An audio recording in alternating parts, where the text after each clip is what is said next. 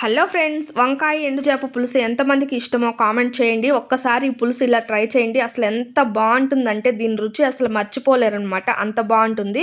ముందుగా అయితే మనం వంకాయలు తీసుకొని ఈ విధంగా పొడవుగా కట్ చేసుకొని సాల్ట్ వాటర్లో వేసి పెట్టుకోవాలి. ఆ తర్వాత 2 టమాటాలు, 1 ఉల్లిగడ్డ కూడా కట్ చేసుకోవాలి. పక్కన పెట్టేసుకొని స్టవ్ ఆన్ చేసుకొని బాండిల్ పెట్టుకొని ఒక 2 స్పూన్లు ఆయిల్ వేసుకొని కట్ చేసి పెట్టుకున్న ఉల్లిపాయ ముక్కలు వేసుకోవాలి. ఆ తర్వాత టమాటాలు కూడా వేసేసుకొని కల్లుప్పు వేసుకొని వేయించుకోవాలి.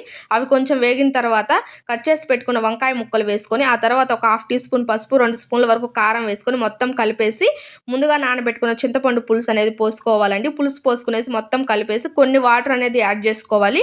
వాటర్ యాడ్ చేసుకున్న తర్వాత మొత్తం సరిపోయినదా లేదు చూసుకునేసి నీట్గా కడిగిన ఎండు చేప ముక్కలు అయితే వేసుకోవాలి. చేప ముక్కలు అయితే నీట్గా కడగాలండి. ఆ తర్వాత ఈ విధంగా ఉడికేటప్పుడు ఒక 4-5 వెల్లుల్లిపాయలు అనేది దంచి వేసుకున్నట్లయితే ఒక 5 నిమిషాల తర్వాత మనకు కర్రీ అనేది రెడీ అయిపోతుంది అనమాట. సూపర్ ఉంటుంది. ఒక్కసారైనా ట్రై చేయండి.